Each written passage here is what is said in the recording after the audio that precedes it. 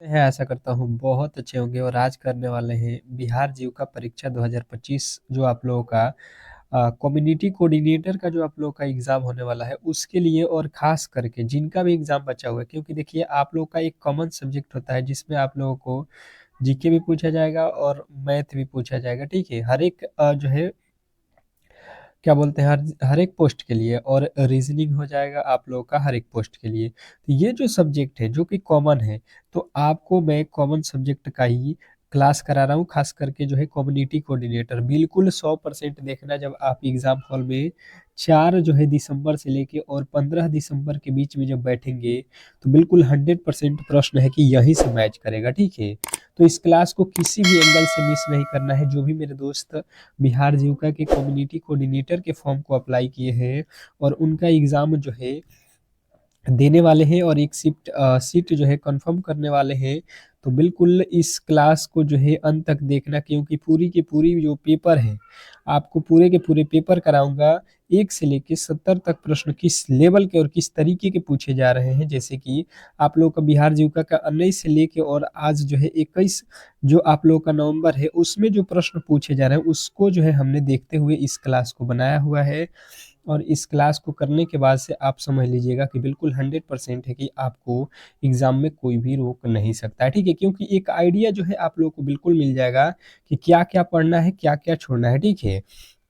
तो फटाफट से सभी लोग इस क्लास को लाइक कर दीजिए। जिन्होंने भी लाइक नहीं किया है तो बिल्कुल लाइक करिए क्योंकि हमारा मोटिवेशनल तभी बना रहता है और ये अब जो है आप लोगों के लिए क्लासेस बिल्कुल 8 पीएम पे डेली ही प्रोवाइड होगा और सुबह में भी होगा, दोपहर में भी होगा। तो 3 क्लासेस रहेगा जब तक आपका एग्ज़ाम समाप्त नहीं होगा। तो चैनल को सब्सक्राइब करके रखिएगा तो बिल्कुल आपको ही फ़ायदा होगा। पहला प्रश्न कह रहा है कि औपनिवेशिक भारत के संदर्भ में हार्टोग कमेटी की रिपोर्ट निम्न में से किस क्षेत्र से संबंधित है? ये जीके का प्रश्न है। पहले जीके के प्रश्नों को देख लेते हैं फटाफट से 20 ठो। फिर जो है आप लोग के 10 ठो मैथ रहेगा, फिर 10 ठो रीजनिंग रहेगा, फिर जो है कंप्यूटर, फिर जो है आप लोगों का सब्जेक्ट नॉलेज। तो बिल्कुल आप जिस तरीके से एग्ज़ाम देने जाएँगे, जिस तरीके के प्रश्न पूछे जाएँगे, वैसा पेपर मैंने बनाया हुआ है। तो शिक्षा के क्षेत्र अगर आपने ऑप्शन नंबर बी को चुना है तो बिल्कुल राइट उत्तर है। अगला प्रश्न आप लोगों से पूछ दिया था कि इंडिया हाउस एक क्रांतिकारी संगठन जो है श्याम श्यामजी कृष्ण वर्मा द्वारा जो है भारतीय राष्ट्रीय के प्रसाद के लिए जो है राष्ट्रवाद के प्रसाद के लिए किसे स्थापित किया गया था? ये आप लोगों से प्रश्न दूसरा में पूछा गया है, ठीक है? बताने की कोशिश करेंगे सभी लोग कि क्वेश्चन नंबर दूसरे का जो है राइट उत्तर क्या होने वाला है। अब बात किया जाए क्वेश्चन नंबर दूसरे का, तो जिन्होंने बताया है कि यहाँ पे जो है इंडियन हाउस ए क्रांतिकारी संगठन श्यामजी कृष्ण वर्मा द्वारा जो है भारत राष्ट्रवाद के प्रसाद के लिए लंदन में स्थापित किया गया था। ऑप्शन नंबर सी जो है आपका बिल्कुल राइट उत्तर था। अगला प्रश्न देखेंगे आप लोगों के सामने आ चुका है कि बांधों को आधुनिक भारत के मंदिर किसने कहा? बांधों को जो बांध होते हैं उसको जो है आधुनिक आधुनिक भारत के मंदिर किसने कहा? क्वेश्चन नंबर जो है 3। तीसरे नंबर प्रश्न के जो है राइट उत्तर फटाफट से आप लोगों को बताना है और बताने की कोशिश करेंगे सभी लोग कि इस प्रश्न का जो है राइट उत्तर क्या होने वाला है, क्योंकि प्रश्न काफ़ी ज़्यादा महत्वपूर्ण है और ऐसे प्रश्न आप किसी भी एंगल से गलत नहीं कर सकते हैं, ठीक है? तो बात किया जाए तीसरे नंबर प्रश्न का राइट उत्तर, तो जिन्होंने बताया है कि पंडित जवाहरलाल नेहरू यानी ऑप्शन नंबर डी, तो बिल्कुल राइट उत्तर है, ठीक है? नेक्स्ट प्रश्न की ओर चलेंगे और अगला प्रश्न आपके सामने है, कह रहा है फीफा विश्व कप 2026 की जो है मेज़बानी किसके द्वारा किया जाएगा? स्टार लगाएँगे आप लोगों के लिए। बिल्कुल करंट अफेयर और जीके के प्रश्न आप लोगों को जो है सिलेबस में दिया गया है 17 ठो ही पूछा जाएगा, ठीक है? 20 ठो सब्जेक्ट नॉलेज और आपके 10 ठो रीजनिंग और 13 ठो मैथ, यानी ये मिला के 23 और आप लोगों का जो 10 नंबर है आप लोगों के कंप्यूटर का। तो इस तरीके के जो है आप लोगों का पूरा जो है माजरा रहेगा और इस पे पूरा का पूरा फ़ोकस हमारा है। केवल और केवल आप क्लास करते रहिए और इसकी पीडीएफ को भी रिवीज़न करते रहिए। तो कनाडा, यूएसए और जो है मेक्सिको अगर आपने बताया है ऑप्शन नंबर सी बिल्कुल राइट उत्तर है। अगला प्रश्न देखिए, कह रहा है कि साहित्य अकादमी पुरस्कार किस वर्ष में जो है शुरू किया गया? साहित्य अकादमी पुरस्कार किस वर्ष में शुरू किया गया? Question number 5।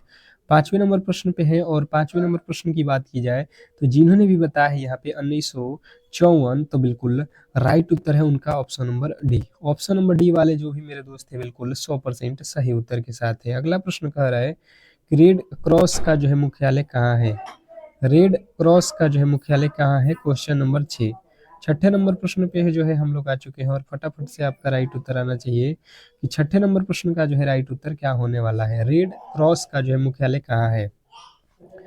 तो बात कीजिए रेड क्रॉस का, तो स्विट्जरलैंड अगर आपने बताया है ऑप्शन नंबर ए स्विट्जरलैंड, छठे नंबर प्रश्न का राइट उत्तर ये तो बिल्कुल राइट उत्तर है। ठीक है, नेक्स्ट प्रश्न देखेंगे आप लोगों के सामने आ चुका है कि कौन सा संगठन विदेश व्यापार का जो है संदर्भ करता है। निम्नलिखित में से कौन सा जो है संगठन विदेश व्यापार का जो है संदर्भ संवर्धन करता है। Question number 7। 7वें नंबर प्रश्न का जो है राइट उत्तर बताएंगे सभी लोग। फटाफट से आप लोग बताने की कोशिश कीजिए 7वें नंबर प्रश्न का जो है राइट उत्तर क्या होने वाला है। तो बात कीजिए 7वें नंबर प्रश्न का राइट उत्तर, तो ECGC और यहाँ पे MMTC और STC, ये तीनों के तीनों ही होते हैं, यानी कि ऑप्शन नंबर डी वाले जो भी मेरे दोस्त हैं उनके 100% सही उत्तर है। नेक्स्ट प्रश्न कह रहे हैं यहाँ पे कि विश्व व्यापार संगठन की स्थापना कब हुई। विश्व व्यापार संगठन की स्थापना कब हुई, क्वेश्चन नंबर 8। 8वें नंबर प्रश्न की बात की जाए तो फटाफट से आपके राइट उत्तर आने चाहिए, फटाफट से आपके जवाब आना चाहिए 8वां नंबर प्रश्न, क्योंकि प्रश्न काफी ज्यादा महत्वपूर्ण है और ऐसे प्रश्न आपके एग्जाम के लिए काफी ज्यादा महत्वपूर्ण हो जाते हैं कि विश्व व्यापार संगठन की स्थापना कब हुई थी। ये सब आप लोगों को याद रखना है। 1995, ऑप्शन नंबर सी वाले जो भी मेरे दोस्त हैं उनके बिल्कुल राइट उत्तर है। अगला प्रश्न कह रहा है कि वेक्टर टीके प्रतिरोधक शक्ति प्रदान करने के लिए कैसा जो है काम करते हैं। बिल्कुल क्लास को लास्ट तक देखिएगा, ठीक है, क्लास को लास्ट तक देखिए और क्लास को एक बार लाइक शेयर जरूर कर दीजिए सभी लोगों के साथ, क्योंकि ये क्लासेज अब जो है डेली ही प्रोवाइड होगा। और देखिए मैथ रीजनिंग ऑल सब्जेक्ट अगर आपको पढ़ना है तो बिल्कुल यहाँ से आप दूरी न बनाए, क्योंकि सिलेक्शन लेना है तो एक विषय से तो होने वाला नहीं है, सभी के सभी विषय आपको मजबूत रखना होगा। तो वायरस को जो है किसी भिन्न जो है वायरस के जो है संशोधित संस्करण में रखना बिल्कुल राइट उत्तर है। नेक्स्ट प्रश्न देखिएगा आप लोगों के सामने आ चुका है, क्लोरोफॉर्म के निर्माण में प्रयोग की जाने वाले गैस को क्या कहा जाता है। क्लोरोफॉर्म के निर्माण में प्रयोग की जाने वाले गैस को क्या कहा जाता है, क्वेश्चन नंबर 10। 10वें नंबर प्रश्न की बात की जाए तो जिन्होंने भी बताने की कोशिश किया है यहाँ पे क्लोरोफॉर्म का जो है निर्माण में प्रयोग जो है यहाँ पे किसका किया जाता है, तो मेथेन, ऑप्शन नंबर जो है आपका सी जो है बिल्कुल राइट उत्तर है। नेक्स्ट प्रश्न आपके सामने है और अगला प्रश्न कह रहा है यहाँ पे कि राजीव आवास योजना का जो है लक्ष्य क्या है। राजीव आवास योजना का लक्ष्य, क्वेश्चन नंबर 11। 11वें नंबर प्रश्न की जो है बात की जाए तो फटाफट से आप लोग राइट उत्तर आना चाहिए कि राजीव आवास योजना का जो है लक्ष्य क्या है। तो जिन्होंने बताया है यहाँ पे कि मलिन बस्ती मुक्त भारत, तो बिल्कुल राइट उत्तर है ऑप्शन नंबर बी, मलिन बस्ती मुक्त Bharat, option number B. Next प्रश्न की ओर चलेंगे और अगला प्रश्न कह रहा है यहाँ पे कि भारत सरकार की एक पहल स्वायाम का जो है लक्ष्य क्या है। स्वायाम का जो है लक्ष्य क्या है, भारत सरकार की एक जो है पहल स्वायाम का जो है लक्ष्य आप लोगों से पूछा गया है, क्वेश्चन नंबर 12। तो जिन्होंने बताया है यहाँ पे क्वेश्चन नंबर 12 का जो है राइट उत्तर कि नागरिकों को वहन करने योग्य एवं गुणवत्ता वाली शिक्षा निःशुल्क जो है उपलब्ध कराना, तो बिल्कुल राइट उत्तर है। नेक्स्ट प्रश्न देखिएगा आप लोगों के सामने आ चुका है और अगला प्रश्न कह रहा है कि 80,000 लोगों को बैठने की जो है क्षमता वाला भारत का जो है दूसरा सबसे बड़ा जो है स्टेडियम कहाँ बनाया गया है। 80,000 लोगों को बैठने की क्षमता वाला जो है भारत का दूसरा सबसे जो है बड़ा क्रिकेट स्टेडियम कहाँ बनाया गया है, क्वेश्चन नंबर 13। 13वें नंबर प्रश्न की जो बात की जाए तो जिन्होंने भी बताया है यहाँ पे बेंगलुरु, तो बिल्कुल राइट उत्तर है ऑप्शन नंबर डी। नेक्स्ट प्रश्न की ओर चलेंगे और अगला प्रश्न आपके सामने है, कह रहा है कि अगस्त 2024 में कितने लोगों को जो है रेमन मैग्सेसे पुरस्कार 2024 प्रदान करने की घोषणा की गई। अगस्त 2024 में कितने लोगों को रेमन मैग्सेसे पुरस्कार जो है 2024 में प्रदान करने की घोषणा की गई? तो जिन्होंने बताया यहाँ पे 5 व्यक्तियों को, तो बिल्कुल राइट उत्तर है ऑप्शन नंबर बी। अगला प्रश्न कह रहा है कि अक्टूबर 2024 में मिस ग्रैंड इंटरनेशनल 2024 का खिताब किसने जीता? अक्टूबर 2024 में मिस ग्रैंड इंटरनेशनल 2024 का खिताब किसने जीता? तो जिनने बताया है यहाँ पे रेचल गुप्ता, तो बिल्कुल राइट उत्तर है। अगला प्रश्न कह रहा है कि इंडेक्स फंड किस प्रकार की जो है बचत योजना है? इंडेक्स फंड किस प्रकार की जो है बचत योजना है? Question number 16। तो 16वें नंबर प्रश्न का राइट उत्तर हो जाएगा म्यूचुअल फंड आधारित। म्यूचुअल फंड आधारित क्वेश्चन नंबर बी।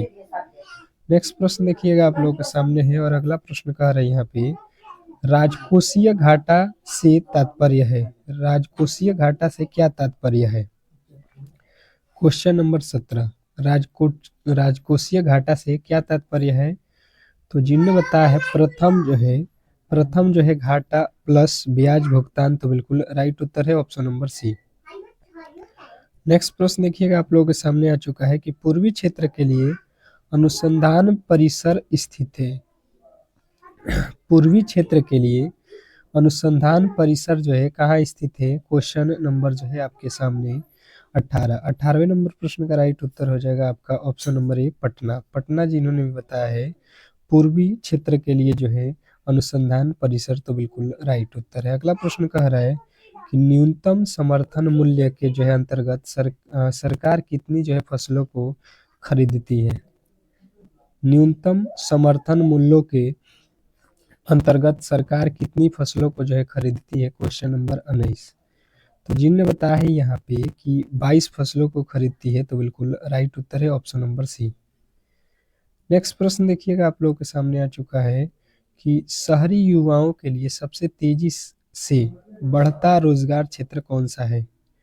शहरी युवाओं के लिए सबसे तेजी से बढ़ता हुआ रोजगार क्षेत्र कौन सा है? तो जिन्होंने बताया है यहाँ पे आईटी आईटी और सेवा क्षेत्र, ऑप्शन नंबर बी जो है आपका राइट उत्तर है। अगला प्रश्न देखिए, यहाँ पे गणित का प्रश्न आ चुका है, और यहाँ से जो है हम लोग फटाफट से जो है गणित के जो है आपके 12 प्रश्नों को कवर करेंगे, ठीक है, जो कि बहुत महत्वपूर्ण है। और जिन टॉपिकों से प्रश्न पूछे जा रहे हैं उन्हीं टॉपिकों के जो है गणित के हम लोग फटाफट से प्रश्नों को सॉल्व करेंगे। जैसा कि आपके भी एग्जाम हॉल में 12 ठो मैथ दे देगा और 11 ठो रीजनिंग, मतलब 12 और जो है 11 के लपेट में आपको दिया जाएगा मैथ और रीजनिंग, ठीक है। पहला प्रश्न कह रहा है मैथ का कि यदि किसी संख्या का 45% 270 हो तो संख्या ज्ञात करें। फटाफट से आप बताने की कोशिश करेंगे, 10 सेकंड का समय भी दूंगा मैथ के लिए, क्योंकि यहाँ पे जो है इन प्रश्नों को आप सॉल्व करोगे तो ही एग्जाम हॉल में आप सॉल्व कर सकते हो। देखिए कह रहा है यदि किसी संख्या का जो है 45%, तो मान लेते हैं कि हमें जो है वह संख्या नहीं मालूम है, तो संख्या हो गया x। x का जो है हमें क्या करना है, 45% निकालना है, ठीक है। जब 45% इसका निकाल देंगे तो हमें हो जाएगा कितना, 270। ये हो गया 270। अब इसी को सॉल्व कर दीजिए यहाँ पे, तो ये हो जाएगा 9 के पहाड़ा में 9 पचे 45, और ये 9 के पहाड़ा में 29 27 यानी कि 30। फिर 5 के पहाड़े में कट जाएगा, 5 दूना का 10, यानी कि ऊपर तो हो गया x, और ये 20 तिरछा तिरछे इधर गुणा हो जाएगा, तो 30 और 20 गुणा करेंगे, 3 दूना का 6, यानी कि जो है x का वैल्यू यानी कि वह संख्या जो है 600 है, जिसका अगर आप 45% करोगे तो 200 जो है 70 आ रहा है, ठीक है। यानी ऑप्शन आपका बिल्कुल सी वाला सही था। ऑप्शन नंबर सी जिन्होंने भी बताया है उनका बिल्कुल राइट उत्तर है।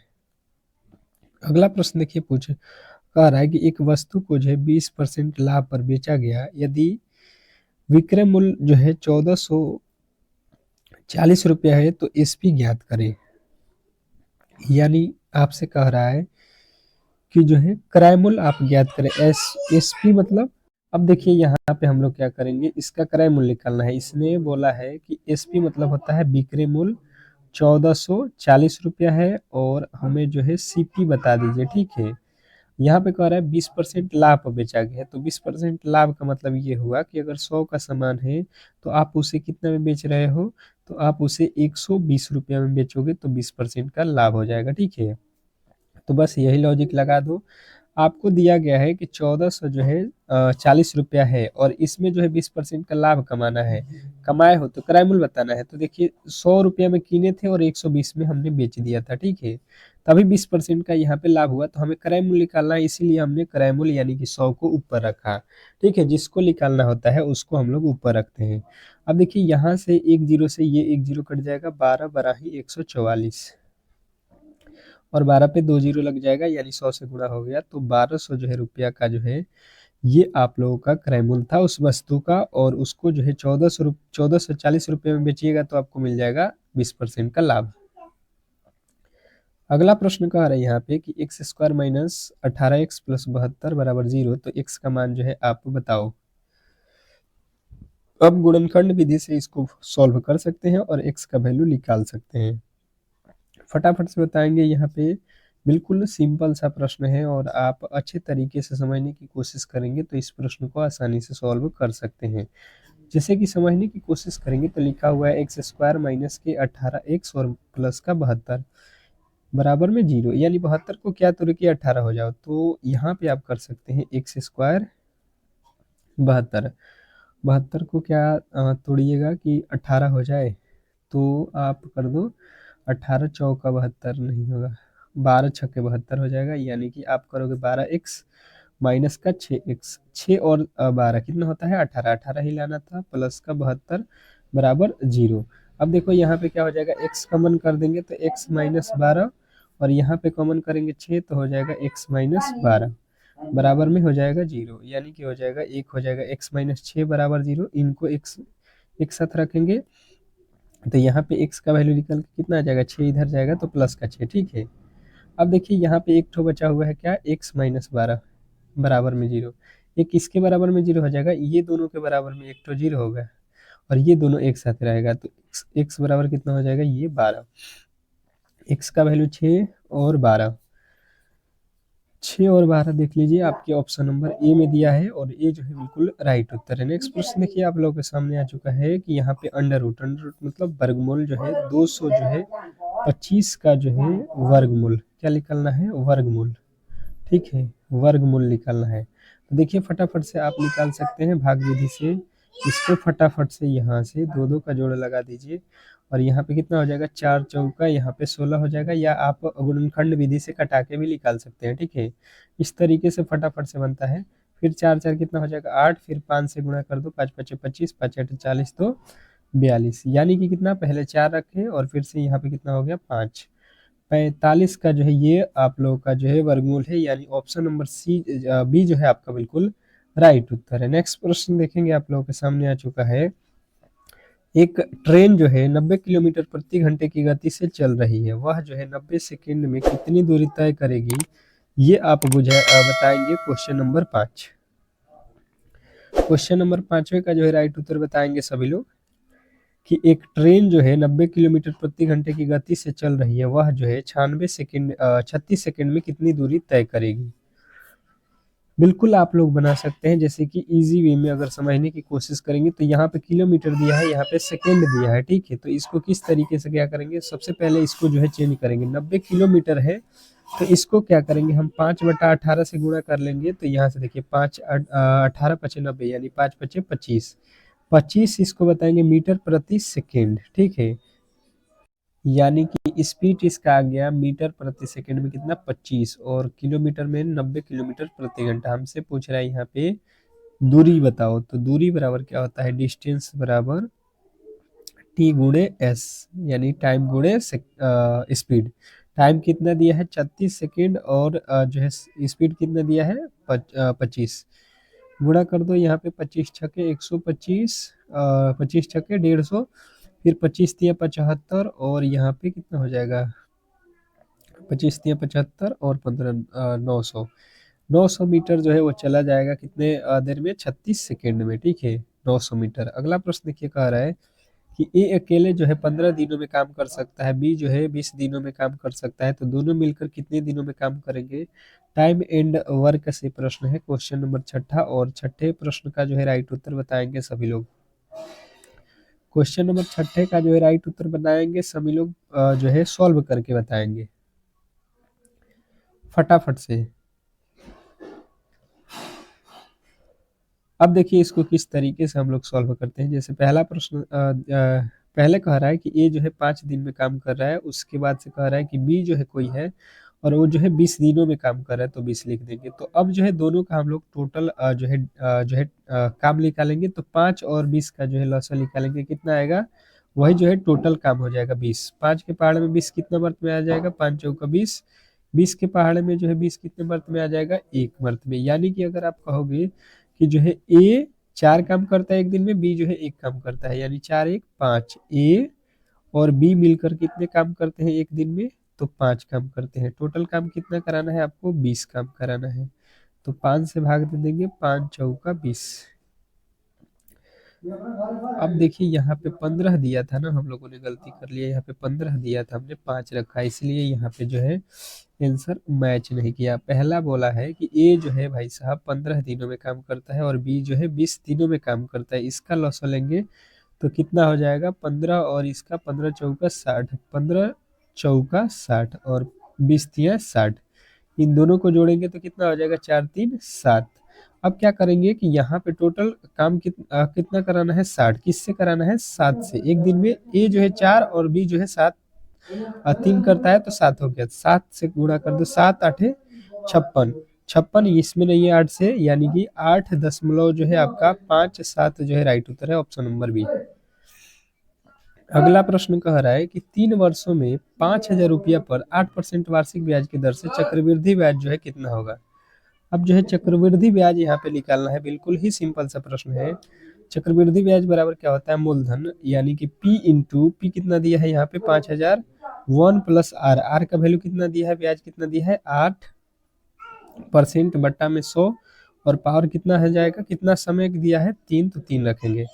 यहाँ पे हो जाएगा 5,000 गुण, यहाँ पे देखिए 8 पहाड़ में कट गया 2, और ये 8 जो है 4 के पहाड़ा में 20 25 25 चौका 100, 25 एक में ये 25 और 2 27 हो गया, 27 बट्टे में 25 हो रहा है, ठीक है। इसका लॉसा निकाल दिए हैं, और ये पावर कितने बार? 3 बार, यानी कि 27 बट्टा 25, यानी कि कितना हो जाएगा? 27 बट्टा 25। अब यहाँ से काट दो, 25 दूना 50, 200, फिर 25 के पहाड़ में 25 8 200। अब नहीं कट रहा है, आप यहाँ से गुणा कर लेना और यहाँ पे भाग दे देना, ठीक है। 27 27 27 और गुणे 8, और भाग देना है 25 से, यानी कि इसका पॉइंट में कुछ समथिंग इसका उत्तर होगा। अंत में इसमें से जो है 5,000 आपको घटाना है। इसका जो है आपको क्या करना है? 8 गुणे 27 गुणे 27 गुणे 27 कर लेना है, ठीक है। और बट्टा में जो है आपको उसमें भाग दे देना है 25 से। 25 में भाग देने के बाद से जितना आएगा उसमें से 5,000 घटाओगे तो आपका राइट उत्तर यहाँ पे बन जाएगा। नेक्स्ट प्रश्न देखेंगे, आप लोगों के सामने आ चुका है कि ए स्क्वायर माइनस बी स्क्वायर, और उसमें भाग देना है किससे? ए माइनस बी, जबकि ए बराबर 14, बी बराबर जो है 12 है, तो यहाँ पे जो है आप लोग को इसको सॉल्व करना है। तो देखिए यहाँ पे कर लीजिए, ए स्क्वायर माइनस का बी स्क्वायर, बट्टा में क्या लिखा है? ए माइनस बी। अब देखिए यहाँ पे क्या हो जाता है? ए स्क्वायर माइनस बी स्क्वायर का फॉर्मूला आपको याद रखना क्या होता है? ए प्लस बी इंटू ए माइनस बी, ठीक है। बट्टा में क्या दिया है? ए माइनस बी। अब यहाँ से ए माइनस बी कट जाएगा तो बचेगा क्या? ए प्लस बी। ए का वैल्यू कितना दिया है यहाँ पे? 14, और बी का वैल्यू कितना दिया है? 12। तो 12 और 14 जोड़ दो, कितना हो जाएगा? 26 जो है आप लोगों का राइट उत्तर, जो कि ऑप्शन नंबर बी में दिया है। तो बिल्कुल बी जिन्होंने भी बताया है उनके बिल्कुल राइट उत्तर है। नेक्स्ट प्रश्न देखेंगे, आप लोगों के सामने आ चुका है। कह रहा है कि यदि किसी संख्या का जो है 5/8 भाग 150 हो तो संख्या जो है ज्ञात करें। यदि किसी संख्या का जो है 5/8 भाग 150 है तो संख्या जो है आप लोगों को यहाँ पे ज्ञात करना है। तो जब संख्या नहीं मालूम है तो हम लोग क्या करेंगे कि संख्या जो है x है, इसका 5 जो है 8 भाग हम निकालते हैं तो ये हो जाएगा 150। 5/8 भाग निकालेंगे तो 150 हो गया। अब तिरछा तिरछी गुणा होगा, यानी कि इधर हो जाएगा 5x, क्या हो जाएगा? ये x में 5 से 5x, बराबर ये 8 से गुणा हो जाएगा, 15 8 है 120। ये 5 के पहाड़ में कट जाएगा तो 5 के पहाड़ में कितना, 5 दूना का 10, 5 चौका 20 और एक जीरो, यानी कि हो जाएगा 200 जो है 240 जो है आपका बिल्कुल राइट उत्तर है। अगला प्रश्न कह रहा है कि औसत जो है आपको बताना है, औसत जो है इन संख्याओं को जो है हमें निकालना है, औसत निकालना है। बिल्कुल ही सिंपल सा प्रश्न है और बिल्कुल आप ऐसे प्रश्नों को किए होंगे कि औसत बराबर क्या होता है, फॉर्मूला राशियों की योग बटा राशियों की संख्या। तो औसत कितना है, 8 प्लस 16 प्लस 24 प्लस 32 प्लस आपका कितना है 40 प्लस 48 बटा में कितना हो जाएगा, कितनी संख्या है, 2 2 4 2 6 है तो 6 रखना है। सबको जोड़ दो, यहाँ पे कितना हो जाएगा, ये 8 और 2 10 10 4 14 20 के जीरो हो गया। फिर गुणा जोड़ दो, 4 4 8 8 3 11 11 2 13 13 14 14 और 2 16 हो गया। 160 बटा में कितना हो जाएगा 6, कितना हो रहा है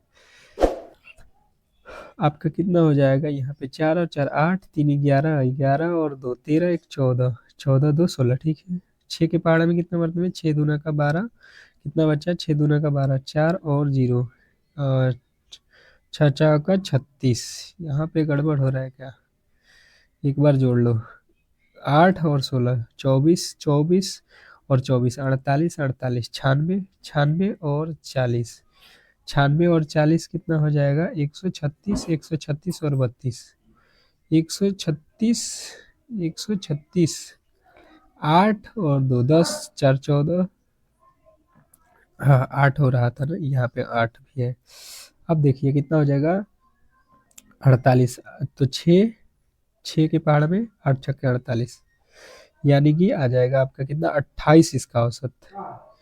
इसको जोड़ने पर कितना आ रहा है, तो 168 बटा में कितना संख्या है 6, तो 6 से भाग दे दो। अगला प्रश्न कह रहा है कि एक वस्तु का क्रय मूल्य इतना है तो उसे 25% लाभ पर बेचा जाए तो विक्रय मूल्य जो है ज्ञात करना है। देखिए एक वस्तु का जो है एसपी निकालना है, तो हमने देखा कितना में जो है कीना हुआ है, उसका दाम कितना है, तो 3600, और कह रहा है कि इसको जो है अब जो है 25% लाभ पर बेचना है, यानी कि अगर हमें 100 रुपये का सामान रहेगा तो उसे बेचेंगे 125 में।